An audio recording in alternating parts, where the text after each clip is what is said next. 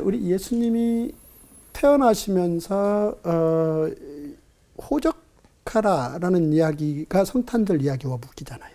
그러니까 호적을 안 해도 되는 사람들은 로마 황실의 황제와 황제의 자식들은 호적을 안 해도 되겠죠. 왜냐하면 그들은 어차피 세금을 안 낼 거니까. 그러나 그 외에 모든 사람들은 호적을 해야 되는. 호적을 고향에 가서 해야 되는데 그 이유는 세금 낼 사람들을 한 사람도 누수시키지 않겠다. 아, 이렇게 왕의 창고가 만들어지는구나 라는 생각을 할 수 있겠죠.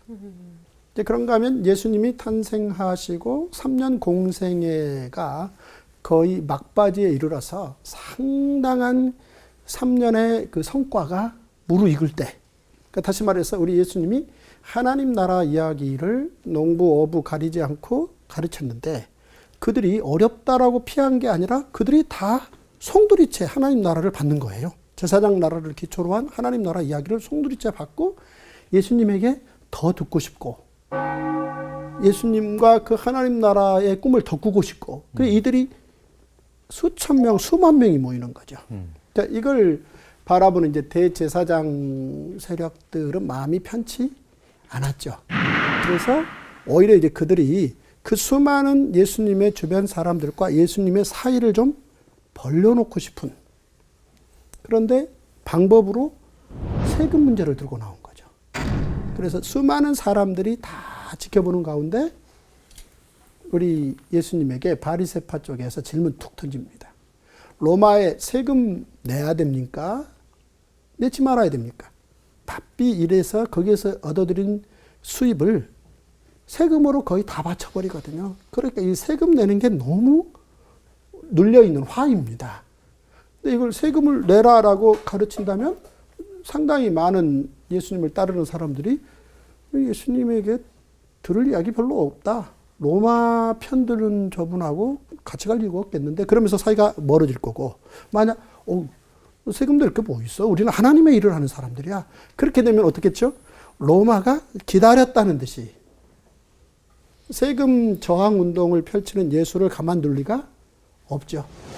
그래서 이걸 다 계산을 하고 그 질문을 던진 겁니다. 그러자 우리 예수님께서 그들의 악함을 일단 아셨습니다.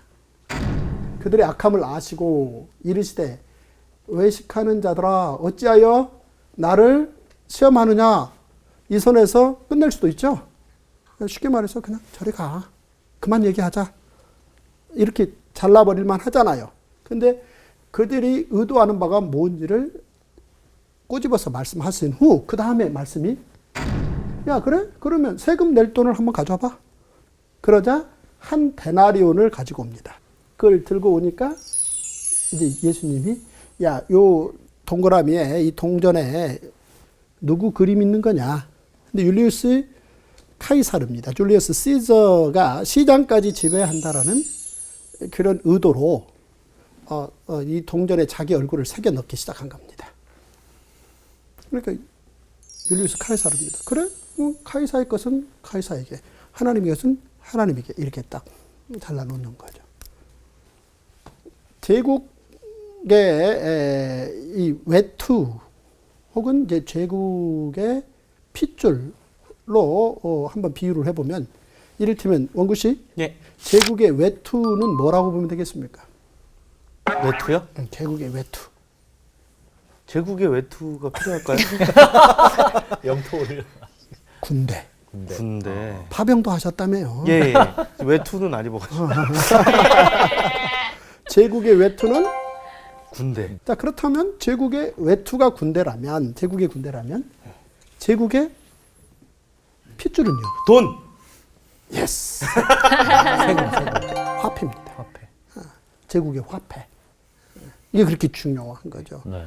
자, 이게 몸의 어느 부분을 찔러도 뭐가 나옵니까? 피가. 피가 나오죠. 그 제국의 화폐가 소용되어지는 데까지가 제국이라고 보시면 되겠습니다. 자, 다소 이제 거슬러 올라가서 우리가 믿음의 조상하면 누구를 일컬어 말함이죠? 아브라함의 이 거래. 아브라함의 거래하면 혹시 뭐가 생각납니까, 한미 씨? 뭘까요? 뭐 네가 좌하면 난 우하겠고. 네, 그것도 거래죠. 그거 아닐까요? 진짜 그 아브라함이 재밌는 사건 중에 하나가 318명 데리고 가서 가나안 연합군, 즉 소돔 고모라 왕의 연합군들이 아수르 연합군들에게 전쟁이 패해서 다 빼앗겨 버렸는데 그걸 야습해서 뒤집어 버린 사건이죠. 그런 사건이 제 성경에는 있던데요. 근데 그렇게 해서 이 전쟁에서 이겼다는 얘기는요, 어마어마한 많은 걸 챙겼다는 거죠. 그리고 돌아오는데, 다니면 굉장히 북쪽인데, 밑에 남쪽으로 내려오는데, 길목을 딱 지키고 있는 두 사람이 있죠. 한 사람은 살레망 멜기세덱입니다. 멜기세덱이 뭘 준비했죠? 떡과 포도주를 준비를 해서 아브라함에게 먼저 주죠. 그러자 아브라함이 그걸 받죠. 받고 맛있게 먹고 멜기세덱에게 뭘 줍니까? 11조를 바쳐버립니다. 그래, 정말 큰 거래하는 거죠. 그러니까 이때 11조는요, 이건 어마어마한 겁니다. 그냥 아브라함의 1년 수입 혹은 뭐 5년 수입 이 정도의 11조와는 비교가 안 되는 거대 양을 멜기세덱하고 거래했다. 이렇게 봐도 되겠습니까? 예, 거래를 합니다. 물론 여기에 많은 다른 내용들이 들어있어요. 그 다음 이제 그 거래 끝나고 몇 걸음 또 집 쪽으로 향하는데 소돔 왕이 기다리고 있죠. 브라보, 잘했어, 잘했어, 박수 치자는. 너 위대해. 왜? 자기가 진 싸움을 뒤집어 놓고 승리해서 오는 거잖아요. 그러면서 높이 칭찬하면서 하는 말. 아수르 왕들이 빼앗아갔던 우리의 소돔과 고모라의 그 좋은 것들, 그거는 네가 되찾았으니 너 다 가져가고, 그 아수르 왕이 소돔과 고모라의 백성들까지 다 끌어갔거든요. 왜요? 이들 끌어가면 횡재하는 겁니다. 노예로 삼는 겁니다. 그러니까 소돔 왕이 재물은 다 가져가고 백성만 돌려주면 안 될까? 이렇게 제안하죠. 자, 그랬을 때 아브라함이 뭐라고 답합니까? 온 것이. 오늘 유난히 질문이 많으시네요. 아, 그래요? 정말 모르겠는데. 네, 재웅 씨, 뭐라고 답합니까? 성경에 나와 있습니다. 네, 여기 성경이다. 아, 이런 방법이 있었나요? 네. 너희 대적을 내 손에 붙이신 지극히 높으신 하나님을 찬송할지로다. 하매 하나님이 그 얻은 것의 10분의 1을 멜기세덱에게 주었더라. 굉장히 큰 거래입니다. 자, 그런데 소돔 왕이 아브라함에게 이르되 사람은 내게 보내고 물품은 내가 가져가. 아브라함이 소돔 왕에게 이르되 천지의 주제이시여 지극히 높으신 하나님 여호와께 내가 손을 들어 맹세하노니, 내 말이 내가 아브라함을 치부하게 하였다 할까 하여 내게 속한 것은 실 한 오락의 들매끈 한 가닥도 내가 가져가지 않겠다. 그러니까 한마디로 이 소돔 왕과의 금전 거래는 딱 잘라버리는 겁니다. 끝. 다 가져가. 거래 안에 넣어. 왜요? 거래해놓고 뒤에 가서 딴소리 할 게 보인다는 거죠. 야, 내가 아브라함 부자 만들었어. 그런 소리 하고 다닐 너하고는 거래 안 하겠다. 이게 굉장히 큰 규모의 이 물질 거래 사건이다. 이렇게 보시면 되겠습니다. 이게 조금 더 이제 내려오면 이제 모세가요, 굉장히 화를 낸 적이 있습니다. 모세의 온유함이 온 지면에 승했더라 라는 표현이 있을 정도잖아요. 그러니까 40 전에는 좀 강했잖아요. 하지만 80 이후부터는 정말 어지간한 시시한 문제 가지고 화내지 않는.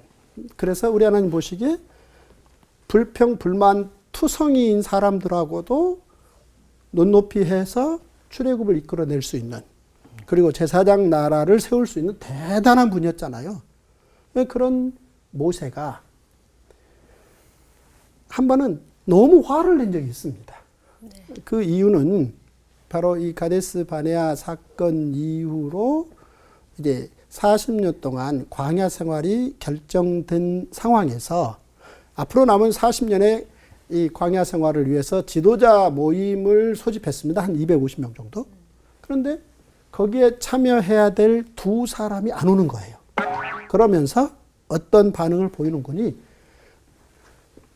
광야 생활 앞으로 40년 더 한다는 얘기는 가나안으로 우리를 이끌어갈 능력이 없으니까 이 광야 생활 40년 동안 붙잡아 놓고 왕 되려고 소위 지금 거의 수작 부리는데 거기에 우리가 들러리 설 거 뭐 있어? 우리 못 가? 라고 얘기한 겁니다.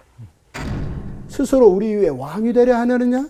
이제 그러자 이제 모세가 심히 노하여 여호와께 여짜오되 주는 그들의 허물을 돌아보지 마옵소서. 이 말은 이제 그들이 하나님 앞에 용서의 제사를 드릴 때 그걸 받지 말란 얘기고, 하나님이 용서하시지 않는다는 얘기는 그들을 하나님 죽여달라는 얘기가 포함이 됩니다. 이게 상당히 이게 아찔한 얘기인데요. 그 다음에 하는 말, 나는 그들의 나귀 한 마리도 빼앗지 아니하였고, 이렇게 말합니다. 그러니까 모세는 왕이 되지 않으려고 노력했죠. 이 말은 달리 말하면 나는 왕 될 의사 없다. 나는 왕의 창고를 따로 만들지 않을 거다. 라는 얘기입니다. 그러니까 왕은요, 왕의 창고가 없으면 왕이 아닙니다. 아무 창고도 없는데 무슨 왕이에요. 그러니까 왕은 반드시 왕의 곳간 혹은 왕의 창고가 있어야 되는 거고, 모세가 저들의 나귀 한 마리, 이 나귀 한 마리는 이게 금덩어리 하나하고 다른 거잖아요. 작은 건데 그런 거 하나도 빼앗아서 내 창고에 채우지 않았다.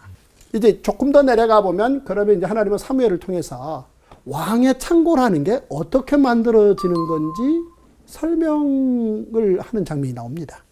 왕의 창고가 어떻게 만들어지느냐. 사무엘에게 하나님께서는 그들을 다스릴 왕의 제도를 가르치라고 얘기합니다. 즉 왕은 뭐 하는 사람이냐. 바로 그 왕은 너희들의 아들들을 데려다가 천부장과 50부장을 삼을 것이며 자기 추수를 하게 할 것이며 무기와 병거의 장비도 만들게 할 것이며 떡 굽는 자로 삼을 것이며 자기 신하들에게 좋은 걸 갖다 줄 것이며 자기 신하들에게 줄 모든 11조를 거둬들일 것이며 그 다음에 자기 일을 시킬 것이며 양떼의 10분의 1을 거두어 갈 것이다. 결국은 너희들을 종 삼아 버릴 거다. 그래서 주변에 있는 모든 너희들의 아들들을 다 이런저런 일을 시켜서 결국은 어디를 두둑히 채워놓는다고요? 창고. 왕의 창고를 두둑히 채워놓는다는 겁니다. 따라서 모세나 혹은 여호수아나 기드온이나 사무엘 같은 사람들이 왕이 되지 않으려는 노력으로 살았습니다. 그 이유는 이런 창고 이렇게 해서 만들고 싶지 않았고, 제사장 나라 경영이라는 측면에서 본다면 이런 왕실의 창고 정도 가지고 이걸 도구로 해서 이 많은 사람들에게 세금 거두어서 삶을 불편하게 하는 그런 시시한 삶은 제사장 나라의 거룩한 백성의 삶이 아니다 라고 잘라냈다 라고 볼 수 있겠습니다. 자, 이제 성경에 이 세금 문제, 이 금전 거래 문제, 이게 어떻게 다루어지는지 봤는데요. 자, 이런 관련된 이야기가 페르시아 제국 안에 들어가 보면 아주 재미있게 다시 다뤄지고 있습니다. 이 창고를요, 유대인들이 자꾸 문을 열어요. 창고문을 엽니다. 한민 씨? 네? 왕의 창고는 어떻게 해야 문이 열리죠? 왕의 명령이 있어야 됩니다. 와우. 함부로면 큰일 납니다. 왕의 창고는요, 왕의 통치 조서가 없으니까 왕의 명령이 없으면 절대 열리는 법이 없습니다. 그런데 페르시아 시대의 인물 중에 한 사람이었던 에스라 그리고 느헤미야, 이 두 분은요, 왕실 창고를 자신들의 창고처럼 사용해요. 그런 얘기가 나옵니다.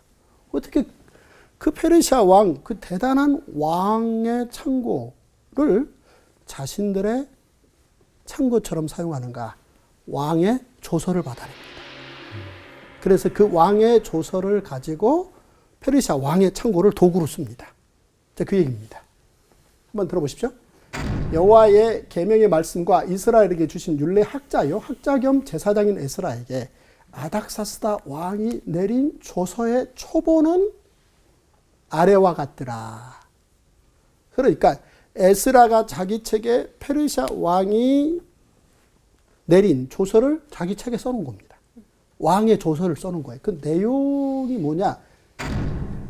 이 아닥사스다는 하늘의 하나님의 율법의 완전한 학자 겸 제사장 에스라에게 조서를 내리노니, 페르시아 왕의 창고는 실로 정말 황금의 제국의 창고입니다. 그런데 그 창고에 들어가서 페르시아 왕의 그 창고에서 에스라가 사용할 수 있는 그 창고 사용 권한이 있는데요. 어느 정도냐? 아닥사스다 왕이 유프라데 강 건너편 모든 창고직입니다. 그러니까 페르시아는 유프라데스 강의 동쪽에 있습니까? 서쪽에 있습니까? 한미 씨? 동쪽? 동쪽? 네, 와, 예스. 맞습니다. 빙고. 진짜 찍는 거. 그러니까 이 메소포타미아 문명 전체를 다 송두리째 지배하면서 유프라데스강 서편, 그 서편에 보면은 어느 정도가 포함되느냐? 쉽게 말씀하면 두로, 시돈, 모압, 암몬, 예루살렘, 블레셋 다 포함됩니다. 큰 틀에서 그 지역을 레반트 지역이라고 다시 부르는데요. 그 강 서편 모든 창고지기에게 조서를 내린다는 겁니다. 그러니까 어느 한 조달청만 사용할 수 있는 권한이 있는 게 아니고 강 서편에 있는 모든 왕의 창고를 사용할 수 있는데 어느 정도냐? 에스라가 무릇 너희에게 구하는 것을 신속히 시행하되, 첫째 은은 얼마요? 100달란트. 100달란트. 그러니까 창고가 한둘이 아니고 100개겠죠? 100곳을 다니면서 100달러씩 하면은 대략 얼마가 나오죠, 원구 씨? 제가 공대 나왔지만 계산기를 두들겼기 때문에 네. 1억 달란트인가요? 만 달란트 정도 합시다. 계산기가 그러니까 부족한 것 같습니다. 남는 게 은 만 달란트 하면은 지난 시간에 이 뭡니까? 하만 정도가 네. 움직이는 달란트죠. 그 달란트를 에스라는 삽시간에 사용할 수 있다는 거. 그 다음에 또 하나, 밀은 100고르, 포도주는 100밭, 기름도 100밭, 소금은 마음껏. 정량 없이. 그러니까 페르시아 왕의 곳곳에 창고에 가보면 이런 내용들이 다 있다는 거죠. 이게 왕의 창고입니다. 우리가 갖는 개인들의 그 창고는 사실은 비어 있는 건데 왕의 창고는요, 이 정도는 기본으로 항상 있는 거고. 저 정도 돼야 창고군요. 네, 이게 왕의 창고죠. 이게 곳간입니다. 근데 소금은 정량 없이, 그러니까 각 곳곳에 다니면서 모든 소금은 다 달라 할 수 있다는 거죠. 이게 왕의 뭐라고요? 조서라는 거죠. 그러니까 왕의 창고는 이 조서로만 열리게 돼 있는데 에스라가 이 아닥사스다 왕으로부터 이런 조서를 손에 쥐었다는 겁니다. 우리는 이제 에스라 하면은 어떤 이미지가 있죠? 제사장? 학자? 제사장, 또 학자. 학자는 돈을 가까이 하면 안 되는 거지. 학자는 늘 책을 가까이 해야 되는 거고, 학자는 늘 글을 써야 되고 책을 읽어야 된다라는 게 우리의 일반적인 생각이고, 에스라가 주의 율법을 연구하고 가르치고 이런 어떤 소망을 써놓은 적 있지 않습니까? 해서 에스라는 매일 아침부터 저녁까지 늘 책만 만졌을 것 같은데, 사실은 에스라가 책만 만져서 이스라엘 전체 역사에서 가장 위대한 3대 학자 중에 한 사람인 건 당연한 건데요. 오죽하면 페르시아 왕이 에스라의 학적 실력을 완벽하다, 완전하다라고까지 조서에 써보였겠습니까? 왜냐하면 왕 주변에는요, 너무나 많은 학자들이 있거든요. 왕이요, 늘 손쉽게 구할 수 있는 건 머리 좋은 학자들입니다. 그 생각납니까? 그 바벨론의 느부갓네살이 예루살렘에 이미 청소년기에 학자로서의 모든 소양을 다 갖춘 다니엘, 사드락, 메삭, 아벳느고를 데려왔죠. 네. 와서 이들에게 일절 아무것도 하지 않고 뭐만 하겠습니까? 공부만 하게 했습니다. 그래서 3년 만에 제국학을 다 뚫어버릴 수 있는. 그런 명쾌한 학자들을 만들어내잖아요. 그러면 다 이를테면 왕 곁에서 왕의 머리가 되는 사람들이잖아요. 그러니까 그런 모든 사람들을 다 합한 것보다 사실은 에스라가 학자라는 측면에서는 가장 월등하다라는 게 아닥사스다의 판단이고 그걸 자기 왕의 통치 문건에 그렇게 썼단 말입니다. 그리고 이걸 들고 다니면서 보여줘라. 보여주면 다 그렇게 줄 거다. 자, 따라서 지금 에스라의 손에는 왕의 통치 조서가 있는 거죠. 이런 것들을 움직일 수 있는. 그러니까 거대하게 움직일 수 있는 거죠. 그렇다면 궁금해집니다. 아니, 페르시아 왕은 이런 학자에게 왜 이렇게 거대한 창고, 사용권을 마음껏 허락했는가? 어떤 이유가 있겠습니까? 우리 한미 씨. 네. 함께 한번 의견을 나눠보죠. 네. 아니, 뭐, 에스라가 돈을 좋아하니까. 요셉과 같은 맥락 아닐까요? 네, 요셉과. 뭐 정책이라든지 이런 걸 네네. 다른 사람이 마음 예스. 내지 못하는 거를 네, 냈어요. 좋습니다. 이게 명확하게 정말 페르시아 왕이 원하는 정치적 목적을 위해서 에스라가 사용해 줄 거라는 확신이 있었다. 그래서 결국은 페르시아의 왕은 에스라에게 몇 가지 중요한 일을 하라고 딱 꼬집어서 그 조서에 써줬습니다. 에스라여, 이건 이제 왕이 부르는 겁니다. 조서에 있는 내용이죠. 에스라여, 너는 내 손에 있는 내 하나님의 지혜를 따라 내 하나님의 율법을 아는 자를 법관과 재판관을 삼으라는 거죠. 그러니까 레반트 지역 전체에 법관들을 세우라는 거죠. 그러니까 사법부를 구성하는 겁니다. 이 페르시아 왕의 이 정책이죠, 이게. 보세요. 이 군인과 경찰 병력만 가지고는 백성들의 그 디테일한 삶의 여러 그 복잡한 것들을 원만하게 깔끔하게 정리하기가 쉽지 않을 수 있죠. 그런 일들은 누가 해야 되는 겁니까? 아주 명석하고 지혜로운 재판관들이 해야 됩니다. 따라서 이런 명석하고 지혜로운 재판관들을 길러내기가 쉽지 않습니다. 그런데 자기가 월등하지 않는데 어떻게 그런 재판관들을 길러낼 수 있겠어요? 에스라에게 페르시아 왕은 이 법관과 재판관들을 길러내라는 겁니다. 그렇게 해서 뭐 하라는 거냐? 강 건너편 모든 백성을 재판하게 하고 그중 알지 못하는 자는 너희가 가르치라는 겁니다. 그러니까 가장 좋은 건 법을 알리는 거죠. 이 법을 알아야 위반자가 덜 나올 거 아니겠습니까? 따라서 먼저 가르치는 거고. 그런데 만약 무릇 내 하나님의 명령과 왕의 명령을 준행하지 아니하는 자는 속히 그 죄를 정하여 첫 번째 죽여라. 두 번째 귀양 보내라.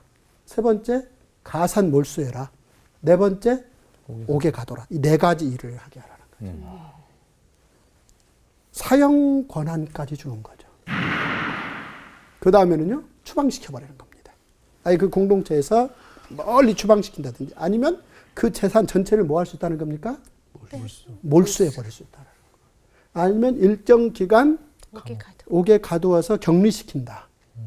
이런 네 가지 사법부를 통해서 그러니까 이 공평하게 그냥 코에 걸면 코걸이, 귀에 걸면 귀걸이 이걸 뭐라고 표현하죠, 원구씨? 이연령, 비연령. 이연령, 비연령은 들었는데도 모르겠어요. 이런 알리가 있다. 힌트를 줘도 몰라요. 네. 자, 그런 식으로 이를테면 이제 자기 편의대로 이 코골이를 귀걸이라고 말하고 귀걸이를 코골이라고 말하는 식으로 해서 재산 다 몰수하고 미운 사람 골라서 다 처형하고 이게 사형 권한 주기가 쉽지 않은 거죠. 왜냐하면 이 페르시아 왕 입장에서는 한 사람 한 사람이 뭐죠? 페르시아 왕 입장에서는 그 제국의 모든 신민들 한 사람 한 사람이 뭐로 보이겠습니까? 돈? 네, 자기 창고 채우는 사람이죠. 한 사람이라도 더 포로로 왜 끌어가겠어요? 전쟁 끝나면 포로가 발생하잖아요. 그 포로를 왜 데려가겠습니까? 그들이 자기 왕실 창고를 기가 막히게 채우는 사람들이니 가급적이면 죽이면 안 돼요. 그런데 꼭 필요한 자는 죽이라는 거죠. 자, 이런 네 가지 권한을 주면서 재판을 통해서 이걸 할 수 있는 사람으로 본 거죠. 따라서 이 일을 하기 위해서 아까 말한 그 왕의 곡관, 창고 사용권을 누구한테 준 겁니까? 에스라. 에스라에게 주는 거죠. 그래서 여기에서 이제 만들어낸, 에스라가 이 일을 진행하면서 만들어낸 게 예루살렘의 사내들인 공회를 처음 만든 겁니다. 자, 우리 예수님이 사내들인 공회 재판받은 거 알고 계시죠? 네.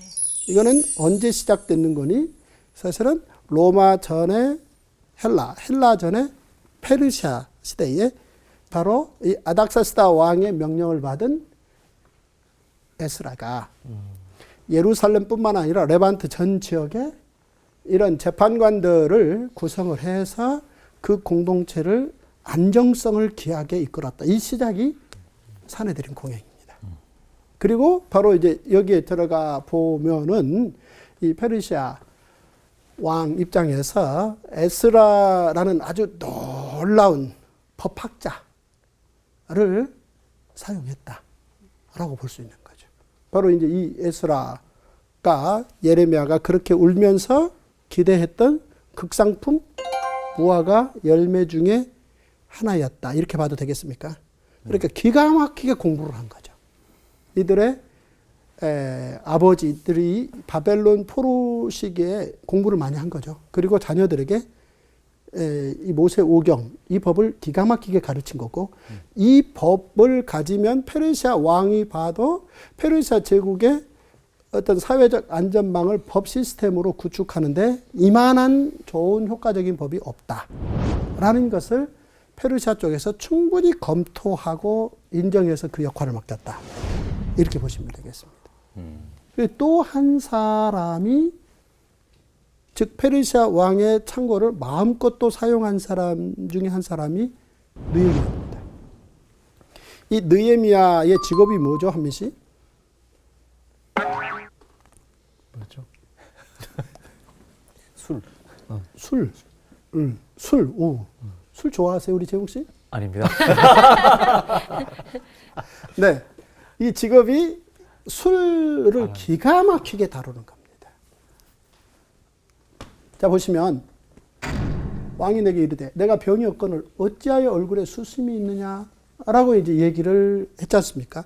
술 들고 와서 얼굴 표정이 굉장히 왕이 눈치챌 만큼 어둡다는 거예요. 사실은요, 왕을 죽이기가 쉽지가 않아요. 근데 왕을 죽이기 가장 쉬운 방법은 뭐죠? 독타는 거죠. 네, 음식에 독을 넣는 겁니다.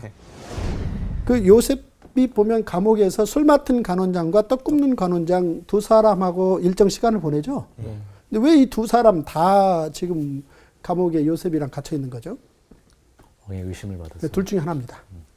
그러니까 왕의 약간의 그 건강상의 문제가 발생했는데 이게 술 쪽인지 떡 쪽인지 아직 판단이 안 선 거죠.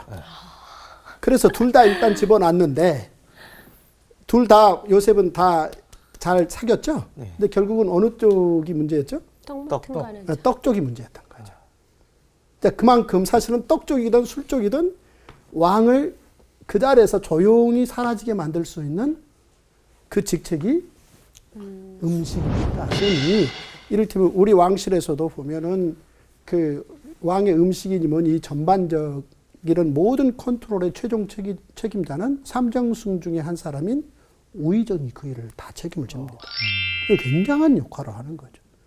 근데 자, 또 재밌는 사실은 이 페르시아 쪽에서 보면요, 그 캄비세스 2세가 자기 동생 스메리디스를 죽여달라라고 비밀리에 임무를 주었던 프락사스페스 기억나시죠? 네.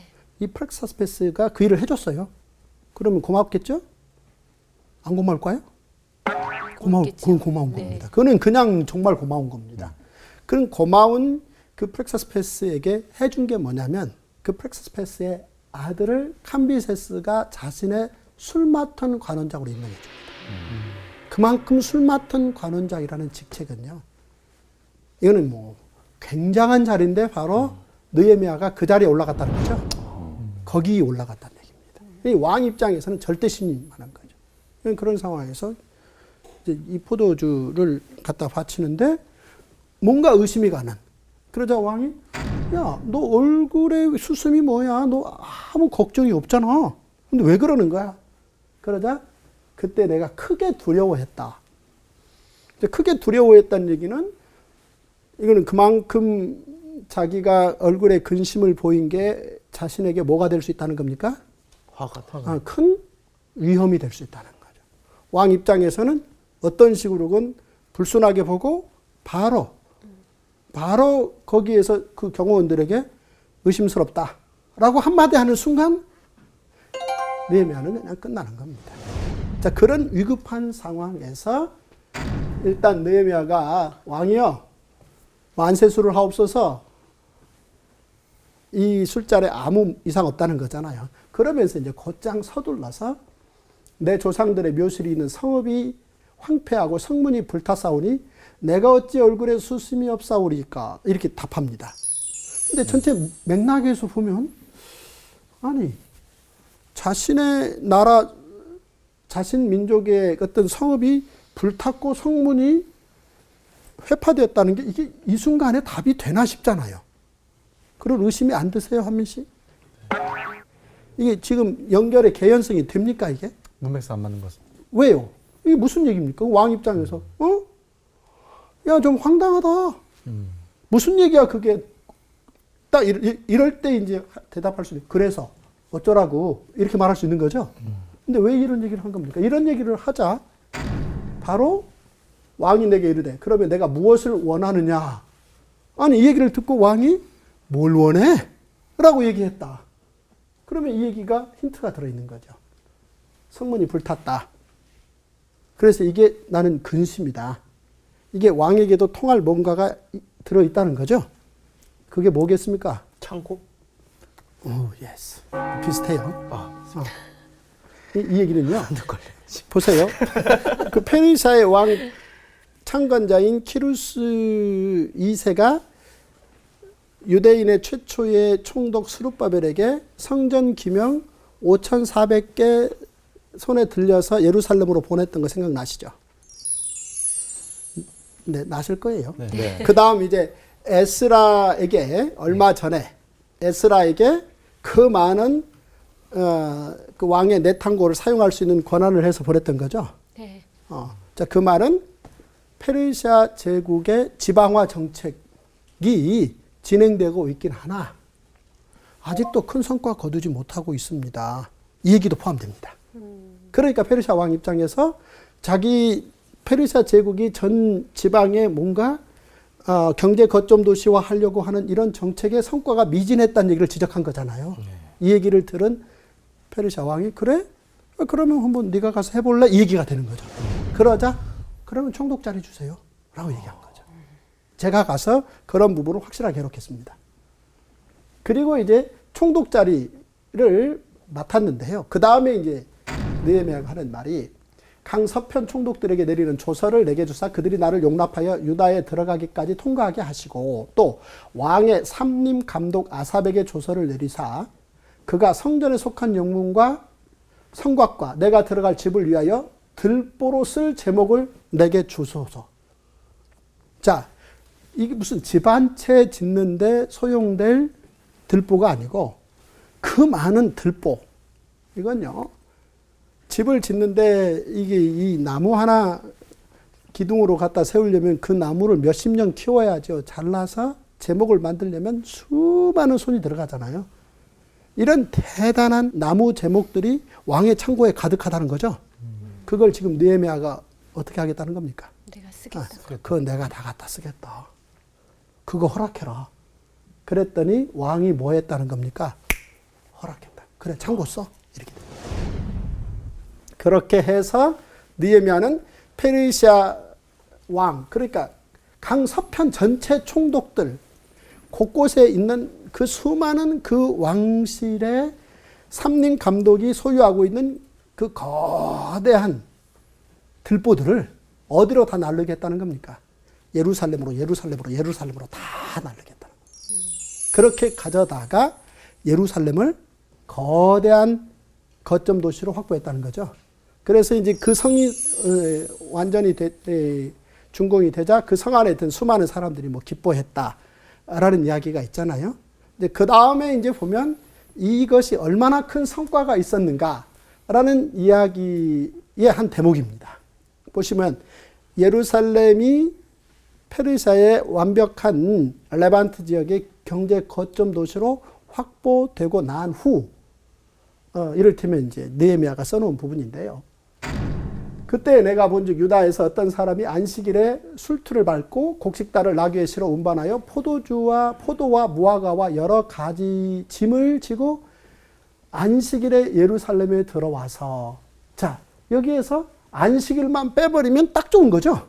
네. 느헤미야는 다 좋은데 여기 안식일에 걸려서 너무 화가 났다는 거고, 또 하나는 또 두로 사람이 예루살렘에 살며 물고기와 각양 물건을 가져다가 안식일에 예루살렘에 팔기로. 일단 두로 사람이 예루살렘에서 삶의 거점을 확보했다는 얘기는요, 세계 최고의 부자들, 일컬어 이제 재벌들이죠. 재벌들이 예루살렘을 삶의 터로 확보했다는 겁니다. 그러니까 이 말은 느헤미야 입장에서는 안식일과 관련돼서 굉장히 화내서 쓴 얘기지만 페르시아 왕 입장에서는 어때요? 왕의 창고를 내줬더니 네.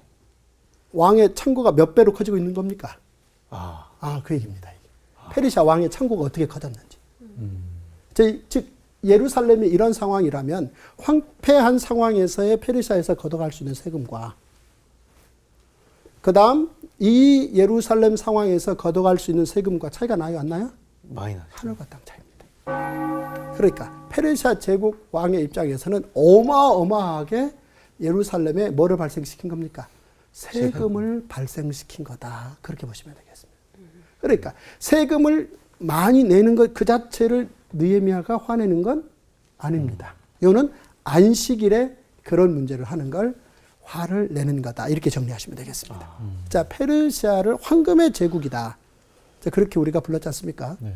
그런데 바로 이런 황금의 제국 페르시아 시대에 하나님의 사람들이 어떻게 왕실의 창고를 활용하면서 하나님 나라 일에 헌신해 가는지 이런 부분을 보여주는 겁니다.